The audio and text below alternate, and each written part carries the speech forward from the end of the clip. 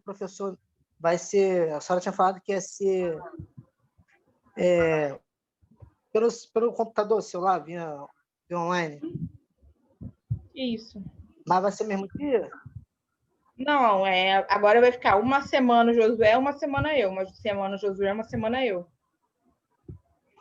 Ah, tá. Entendeu? É para eu poder ver lá, poder ver um trabalho, porque eles mudaram meu horário de novo. Aí eu, para poder ver. Aí, por exemplo, hoje sou eu o dia todo. Aí na semana que vem é o professor Josué o dia todo. Ah, hoje é a senhora o dia todo, então? Isso. Ah, tá. Não, porque a semana eu tinha enrolado. Eu não consegui ler nada. Eu assisti a aula, mas depois eu não li nada, porque eu tinha um bocado de trabalho. Ah, tá, entendi. Não, a gente fez isso porque a gente começou com uma turma nova também e a gente vai começar o laboratório de vocês. Então, em vez da gente colocar o laboratório, por exemplo, só de manhã, né? E aí depois vocês irem para casa para ter aula de tarde, a gente achou melhor ter laboratório o dia todo. Mas para fazer isso de ter laboratório o dia todo, a gente precisaria que ficasse o mesmo professor o dia todo e aí a gente mudou, entendeu? Aí vai ficar todo tá. só para a gente poder otimizar a ida de vocês até a escola. Tá bom. Para mim ficou bom, assim. Não sei pro pessoal. Aí, pessoal, bom dia, pessoal que entrou aí depois. Eu não sei se vocês viram, né, o recadinho que eu coloquei lá ontem à noite, já era quase 10 da noite, só para avisar para vocês que a gente vai ficar juntos hoje o dia todo. Na semana que vem, fica o professor Josué o dia todo com vocês. Por que a gente fez essa mudança? Porque... Vou colocar no mudo que está fazendo uma interferência. Porque a gente vai começar o laboratório, né? E aí a gente achou que era mais válido a gente fazer uma sequência de experimentos. Então, a gente faria o dia todo de laboratório. Vai ser melhor, né, para o aprendizado. E também melhor para a locomoção de vocês, para vocês não terem que ir para casa, por exemplo, 11h30, meio-dia correndo para ter aula 1 hora. A gente sabe que tem gente que mora distante, né? E aí ficaria ruim. Então, a gente achou que o melhor seria a gente colocar, né, um dia no mês, que aí ficaria correspondendo como se fossem as 2 aulas, né? De laboratório que seriam no mês. E aí, o sábado que aparece, eu até mandei um calendáriozinho para vocês. O sábado que aparece comigo online, eu que vou estar na escola com vocês, no laboratório. No sábado que aparece comigo online, a gente vai começar uma outra disciplina, tá? Que aí é online. Então, a gente vai estar fazendo uma disciplina presencial, que é o laboratório, e uma disciplina online, porque a gente não fechou ainda as disciplinas teóricas, né? Então, as teóricas eu vou manter online com vocês. Então, aqueles sábados que aparece Michele online, é uma outra disciplina que a gente vai iniciar quando a gente fechar a microbiologia. Tudo bem, pessoal? Alguma dúvida? Não, obrigado, senhor. Imagina. Professora, bom dia, Rafael. Nós teremos aula, laboratório com a senhora e laboratório com o professor Josué ou somente com a senhora? Comigo, só comigo no momento. Ah, tá. Tá bem? Okay. A gente vai começar dia 20 de fevereiro as aulas presenciais, tá, Rafael? Aí vai ser... Eu mandei para vocês um calendário, não sei se vocês chegaram a ver. Nesse calendário, eu já sinalizei as aulas que vão ser de laboratório. A gente vai fazer um monte de aulas junto, porque num dia, o dia inteiro, a gente consegue fazer várias práticas. Vai ser bem legal, vocês vão gostar. Aí a gente começa no dia 20. Se a gente vê que tem necessidade de colocar mais aulas de laboratório, eu acredito que, frente à ementa do curso, a gente vai conseguir fechar com essas aulas que eu separei, né? Até julho, aquele calendário. Se a gente vê que precisa de mais, não tem problema, a gente coloca até agosto, o curso de vocês vai até agosto, tá? Mas aí a gente vai vendo ao longo aí do período, tá bom? E quanto ao EPI, assim, jaleco, a gente compra na escola ou pode comprar fora? Como é que é feito? Tá picotando, Rafael, não conseguiu ouvir. Quanto ao EPI, jaleco, a gente compra na escola, pode comprar fora? Então, eu não sei se a escola está vendendo. Teve uma época que a escola vendia, mas eu não sei se por conta da pandemia, né? Se eles estão vendendo. Mas vocês podem comprar fora, se vocês tiverem também, né? O jaleco aí de vocês, do trabalho, alguma coisa assim, não tem problema não. Pode usar também. Ah, tá. Se tiver. Tá? Obrigado. Imagina. Então, pessoal, a gente vai começar, né, agora um outro tópico que é referente à contagem, né? São técnicas de contagem de micro-organismos. Por quê? O que a gente trabalhou até o momento, né? Até o momento, nós conversamos sobre os tipos de micro-organismos, né? As últimas aulas, a gente falou sobre bactéria, sobre fungos, sobre vírus, mas e se eu quiser fazer uma contagem desses micro-organismos? Por quê, gente? A legislação permite, né, dependendo do produto, tá, gente, que tenha uma determinada quantidade. Claro que não é qualquer produto, por exemplo, tem uma... Se a gente pensar aqui num determinado medicamento. Se eu pensar num medicamento, se eu tiver a presença de ali algum micro-organismo, teoricamente, né, isso não é permitido. Mas alguns alimentos e tal, a gente pode ter uma determinada quantidade de micro-organismo ali. E aí, essa quantidade, ela é preconizada, né, pela legislação, né, normalmente são regulamentações, leis, né, que vem da Anvisa, a Agência Nacional de Vigilância Sanitária, e aí ela preconiza um determinado valor, né, de quantas UF6, que é a unidade formadora de colônia, que podem existir naquele produto, digamos assim, né? E aí, normalmente, as empresas elas têm um setor chamado controle de qualidade. E aí, esse controle de qualidade ele pode ser tanto físico-químico, aquela parte que vocês estão trabalhando com o professor Josué, que é de físico-química, né? Vocês aprendem ali a preparo de soluções, a parte de cálculos, estequiometria, balanceamento de reações, né? Tudo isso a gente utiliza, né, na parte de laboratório. E aí a parte de controle de qualidade físico-químico, ele vai estar voltado, por exemplo, gente, para eu verificar se um determinado produto tem a densidade, né, que é preconizada pela lei, por exemplo, tá? A viscosidade desse produto, mel, quando a gente pensa em mel, é muito viscoso, né? E aí, de repente, no processo, aquele mel pode ficar muito mais líquido, né? E aí tem uma viscosidade preconizada. Se esse mel está muito líquido, teoricamente, ele estaria fora da especificação de viscosidade. Então, ele não poderia ser comercializado, tá? Aí a mesma coisa vai acontecer para os micro-organismos. Então, a gente tem, normalmente, as indústrias, né, um setor de controle de qualidade na área de microbiologia, para verificar, gente, se aquele produto que ele está fabricando, ele está dentro das especificações. Para isso, a gente tem que saber como que seria feita a contagem desses micro-organismos. Agora que a gente já viu, né, como eles são, as características, como é que é a curva de crescimento, como é que eles crescem num determinado meio de cultura, um meio de cultura seletivo, um meio de cultura que não é seletivo, as formas, a gente vai ver essas técnicas de contagem. E aí eu apresentei para vocês, né, passei para vocês 5 vídeos.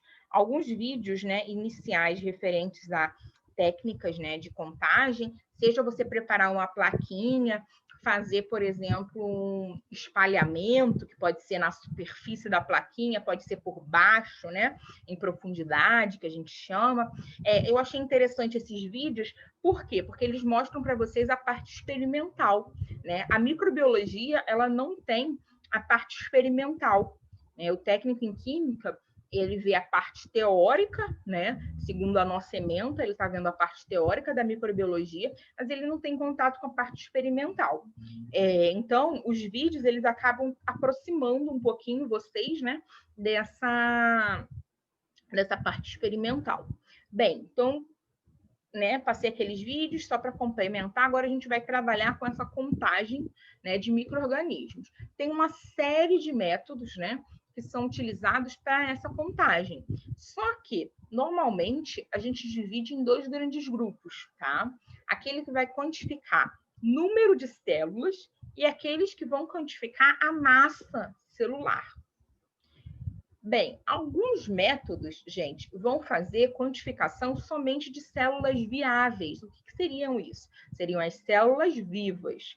E outros métodos, eles vão fazer, gente, a quantificação de célula total, ou seja, independente daquela célula estar viva ou morta. Bem, aí a gente tem alguns métodos. Primeiro, a gente divide, né, em método direto e método indireto. Como é que funcionam os métodos direto, né? A gente vai contar direto, né, aqueles micro-organismos. E aí eles podem ser de 4 formas principais.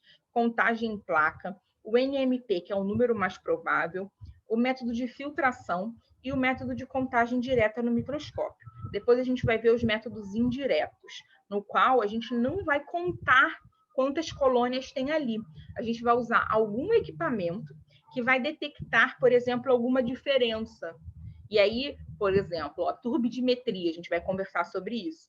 Turbidimetria, eu incido um feixe de luz numa cubetinha, como se fosse um vidrinho que eu coloco a minha amostra.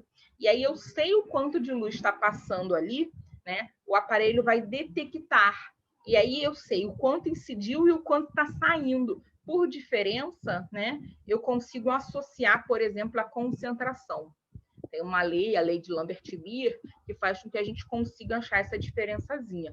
Seria um método indireto. Eu não estou contando diretamente ali, tá? Vamos lá. O primeiro método, que é o de contagem em placa. Ele é o principal método, né, que a gente conta as células vivas.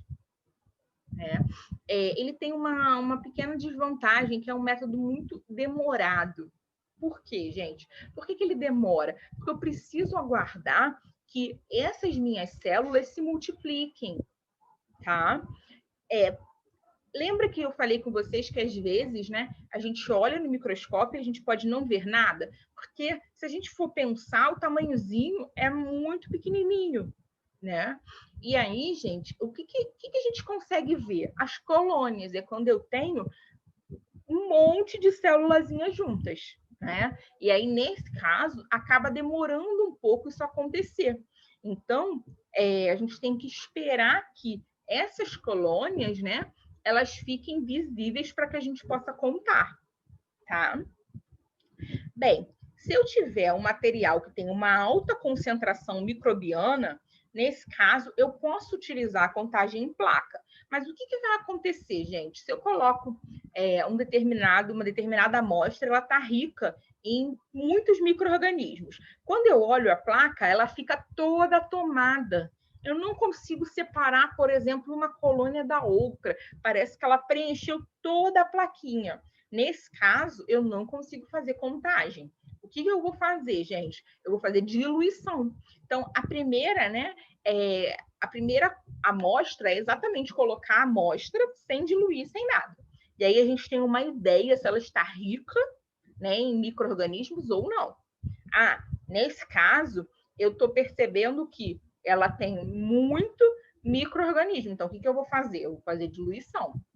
Né? Aí, nessa diluição, eu pego uma porção dessa minha amostra e adiciono num caldo nutritivo, em algum outro meio, né? Para que eu possa diluir e quando eu colocar na minha plaquinha, eu consiga contar, tá? Bem, essas diluições seriadas, elas também podem ser utilizadas, gente, para materiais líquidos, né? Que tenha pouca concentração microbiana.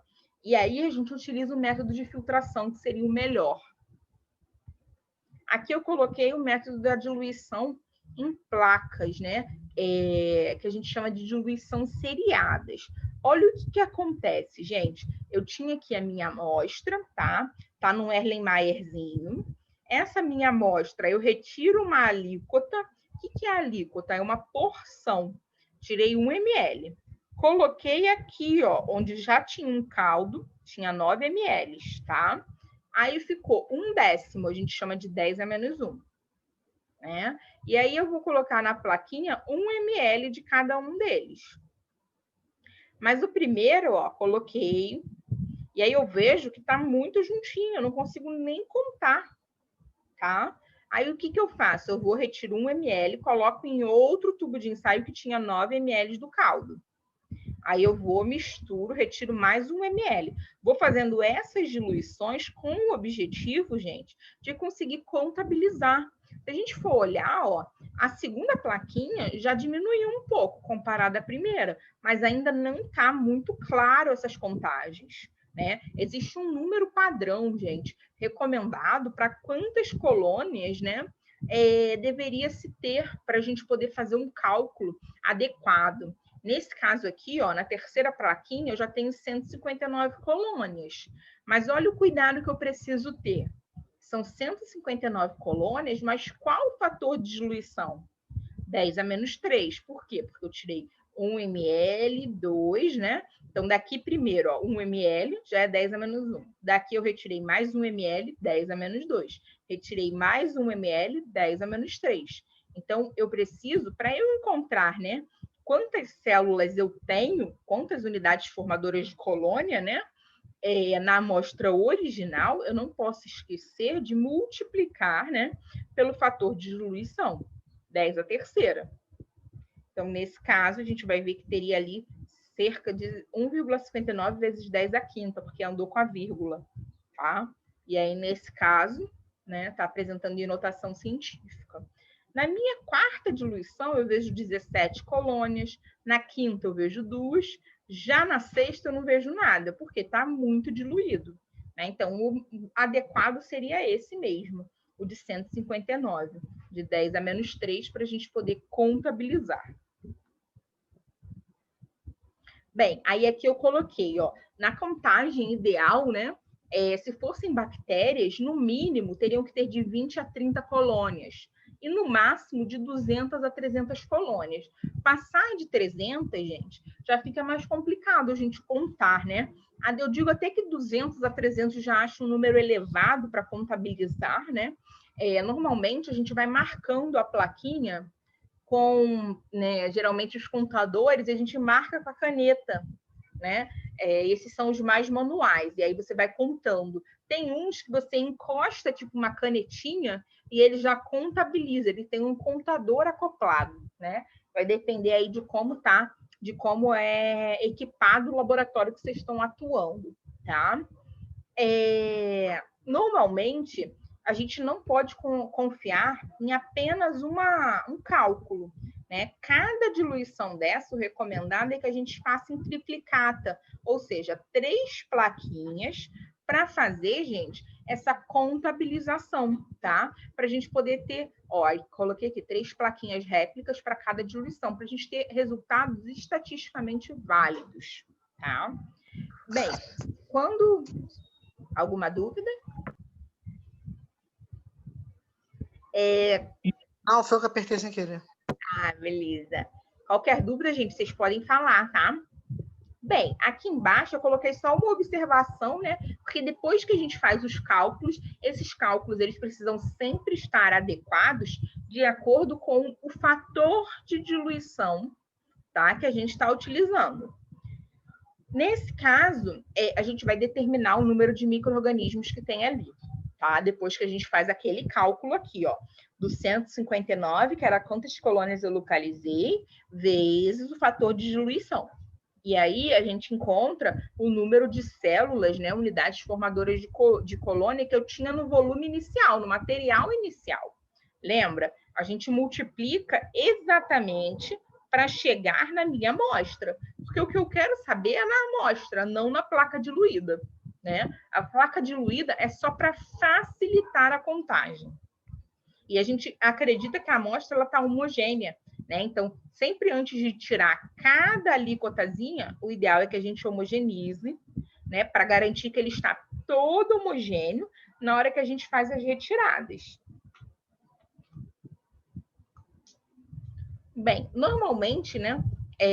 Esses métodos, né, de diluições, que foi o que eu mostrei das plaquinhas, a gente pode fazer espalhamento em superfície ou espalhamento em profundidade, tá? Como é que funciona, gente? Quando a gente fala em espalhamento em superfície, né, ou em placa, normalmente eu já tenho o meio solidificado, o meio de cultura na minha plaquinha. Então a gente pensa aqui, ó, essa plaquinha amarela, né, ela tá amarelinha, ela é transparente, pode ser de vidro, de plástico. A gente já colocou um meio de cultura ali, que é essa partezinha que está aparecendo na imagem como amarelinho. Esse meio de cultura solidificou, né? E aí o que a gente vai fazer? A gente coloca o inóculo, né? Esse inóculo, ele, geralmente de 0,1 a 1 ml, e a gente espalha na superfície com uma alça de Drygalski. A alça de Drygalski é uma alçazinha, né, de vidro, normalmente, e aí essa alcinha, né, a gente consegue espalhar como se fosse um rodinho, né? E aí vem com o rodinho espalhando ao longo de toda a plaquinha. Não sei se eu botei uma imagem. Aqui. Seria esse aqui, ó, esse rodinho que eu falei. O nome dessa alça é alça de Drygalski. Então, o que a gente faria, né? No espalhamento em placa, tá? Que seria o primeiro que eu estava explicando lá, em superfície, né? Ó, eu pego a minha amostra, que está aqui, vou colocar, por exemplo, 0,1 ml. Adicionei. Só que nessa plaquinha, ó, aqui o amarelinho, já existe um meio sólido, tá?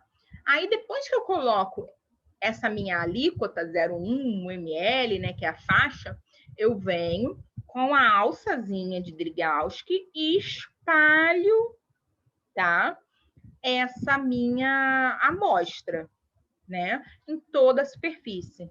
E aí, o que acontece, gente? Os micro-organismos, né, as colônias, elas vão crescer na superfície do meio, tá? Ali entre, né, digamos assim, em cima do meio de cultura, tá? Como é que funciona, gente, esse outro método aqui, ó, que é o espalhamento em profundidade ou por plate? O primeiro em superfície, ele é chamado de spread plate, por isso que eu mandei para vocês separadinhos os vídeos, spread plate, por plate. Esse em profundidade, ele é chamado de por plate. Como é que funciona o por plate, gente? Ó, eu pego a plaquinha vazia, tá? Sem meio de cultura e coloco a minha amostra. Depois eu pego aquele agar nutriente. O que é isso? É um meio de cultura, só que ele tem que estar fundido. O que é fundido? Ele tem que estar líquido, né? Ele não pode estar solidificado. Eu tenho que jogar ele na plaquinha com o inóculo já. Depois disso, gente, eu faço uma mistura, eu faço uma agitação suave. Normalmente, a gente faz um número 8 com ele, né? A gente pega a plaquinha e faz um número 8, assim, na bancada, né? De maneira a agitar, porque eu não posso sacudir, tá? E aí, como é que funciona, gente? Eu tenho esse crescimento, ele já não é mais somente na superfície, tá? Eu já posso ter o crescimento dele aqui, ó. Não sei se vocês... Aqui tem um zoomzinho, ó.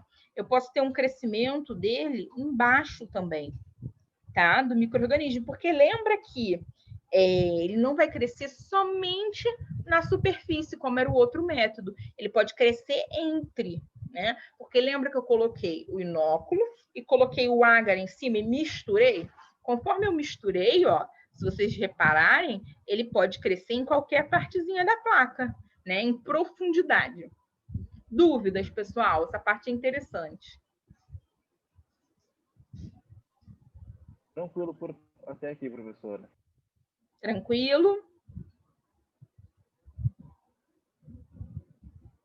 Beleza. Tá bem.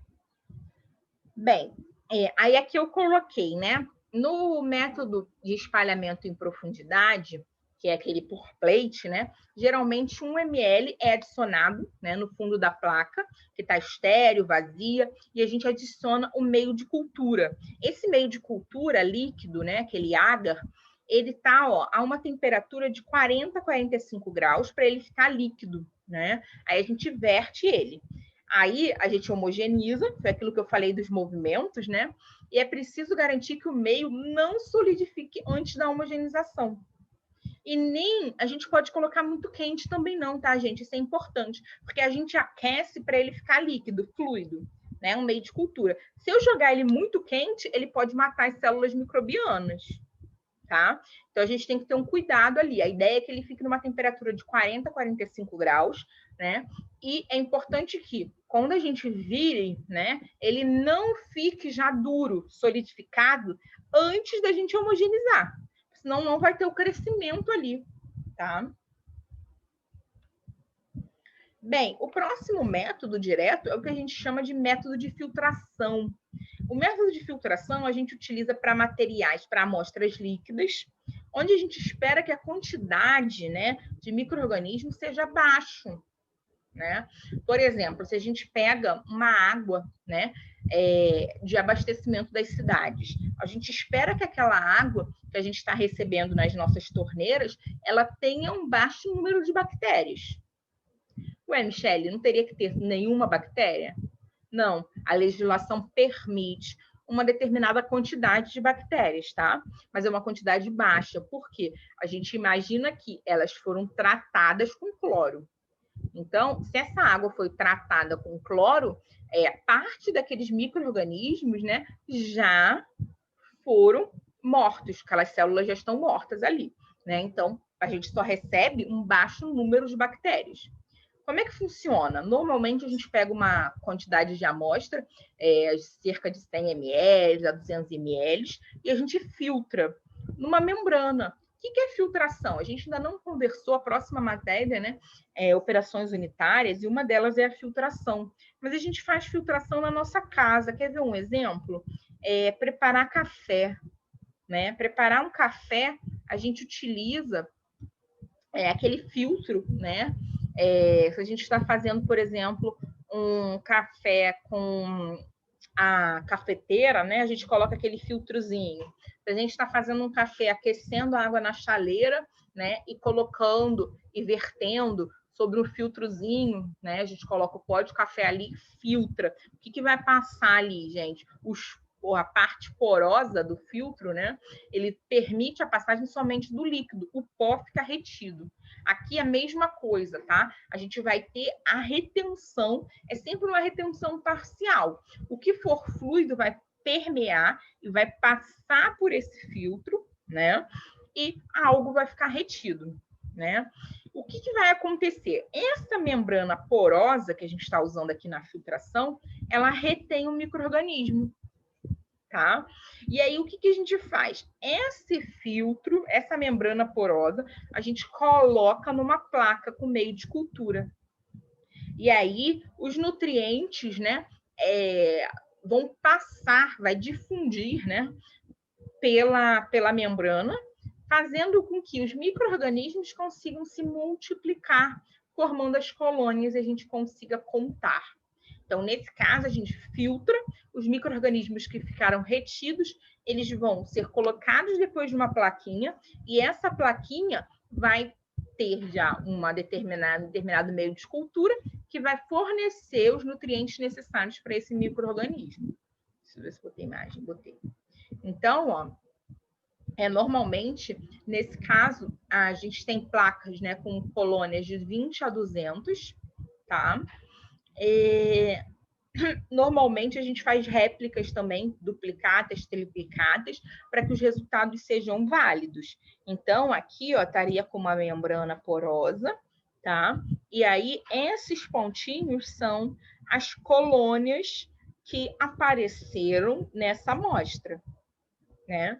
Então, aqui seria na placa, e aqui já seria uma visualização, gente, com o microscópio, ó. A gente está vendo micrômetros, tá?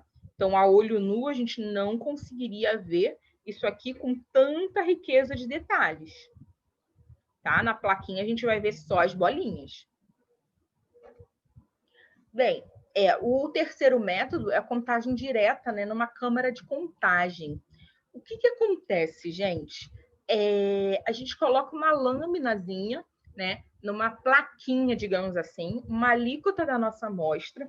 Essa plaquinha, ela tem como se fosse poços, né, quadriculados. E aí, depois, gente, depois que a gente coloca um pouco da amostra nessa câmara, né, nessa plaquinha, a gente coloca uma lamínula para poder levar para o microscópio, tá? E aí a gente consegue fazer a contagem dessas células. Como é que vai ser feito, gente, a contagem, né? Nesse caso, a gente conta o total de células. Então, eu vou estar fazendo a contagem de células totais. E aí, normalmente, a gente faz a média obtida, né, em vários pedacinhos desse campo. Lembrando de que a gente tem que sempre multiplicar pelo fator de diluição. Acho que eu botei uma imagem aqui. A gente coloca uma alíquotazinha na câmara, né? Isso aqui seria a nossa câmara, tá? Só que essa câmera é muito pequenininho, gente, mas ela é toda quadriculadinha, né? E aí esses quadradinhos a gente consegue visualizar no microscópio, no meio ele é achurado, né? E aí a gente consegue fazer as contagens. E aí eu conto quantas tem aqui, quantas tem aqui, quantas tem aqui, quantas tem aqui, e faço uma média, tá? Esse quadradinho aqui, ele é todo, né, desenhadinho, para que a gente possa não se perder nos quadrantes, tá? Então, aqui seria essa visão da câmera, aqui também, mesma coisa, tá? Essa parte achuradinha aqui no meio e as câmeras maiores aqui com menores divisões, né? Repare que se eu usar os cantinhos, que a gente chama aqui de B, eu já tenho divisões, né, menores. A malha já seria menor.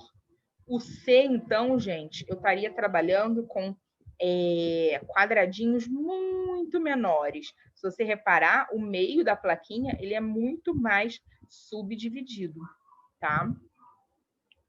E aí a gente tem aqui a câmera inferior, a câmera superior, a gente coloca a amostra, ó. Aqui ele está colocando um pouquinho de amostra, né? Tem que colocar a lamínula em cima para depois levar para o microscópio. Essa é a câmera de Neubauer. Aqui. Para leveduras, né? Acho que eu tinha botado uma observação. Aqui. Este método fornecerá a contagem total de células vivas e mortas e não se aplica a qualquer micro-organismo. Por exemplo, a fungos, bactérias filamentosas. Para leveduras e bactérias, pela prática, é melhor escolher para trabalhar nos quadrantes A. Então, bactérias e leveduras no quadrante A. Sendo que a contagem viável é quando há de 8 a 20 células em cada um dos 16 deste quadrante. Por quê, gente? Se a gente for olhar aqui, ó, ele tem 16 quadradinhos, tá? A gente fala que a contagem está viável quando tem de 8 a 20 células, tá? Em cada quadradinho desse.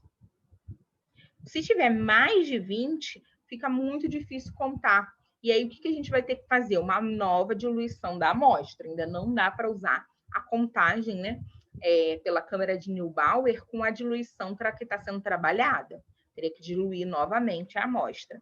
E aí, gente, quando a gente coloca no microscópio, a gente dá zoom e a gente consegue contar quantas bolinhas, né, que são colônias, né, a gente consegue ter em cada quadradinho desse.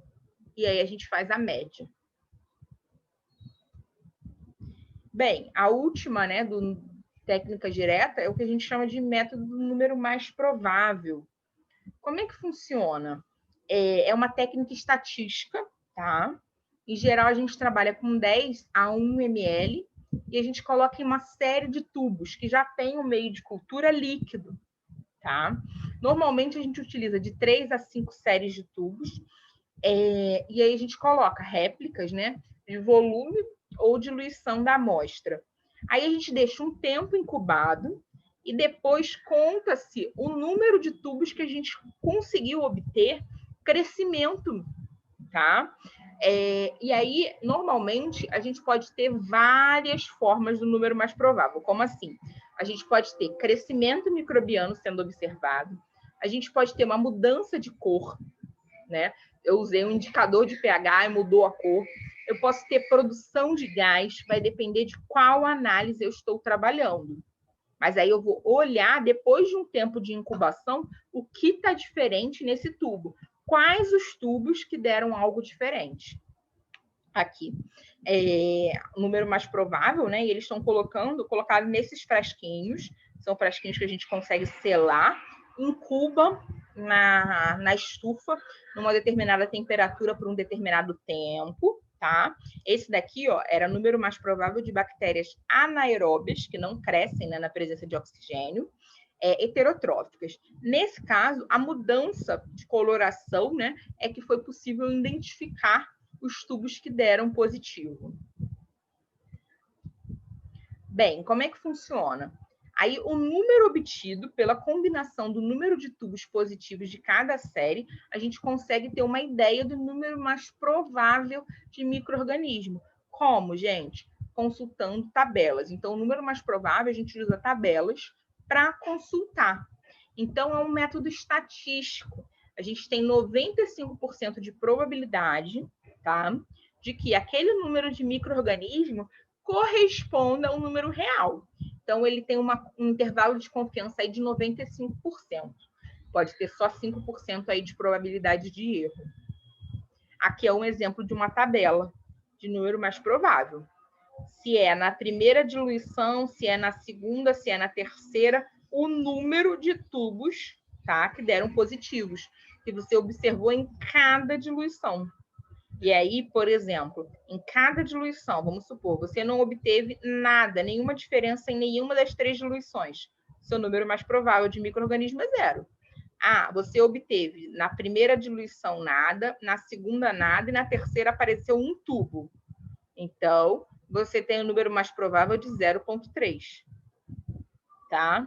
Ah, vou pegar um outro exemplo aqui. 2 na primeira diluição, 0 na segunda e 1 tubo ficou positivo na terceira. Seu número mais provável é de 1,4. Então, gente, a gente consulta as tabelas para você ter uma ideia do número mais provável, considerando, nesse caso, 3 diluições. E aí tem diversas tabelas. Tudo bem, pessoal? Dúvidas nos métodos diretos?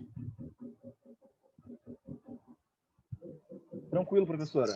Não, para mim tá tranquilo, tranquilo. Por enquanto tá tranquilo. Tá. Vai acabar agora em 1 minuto, então eu vou deslogar e eu vou mandar logo um novo link, porque senão eu vou começar os indiretos e vai parar, tá bem? Estou abrindo aqui o WhatsApp no computador para já mandar para vocês, antes que a gente caia.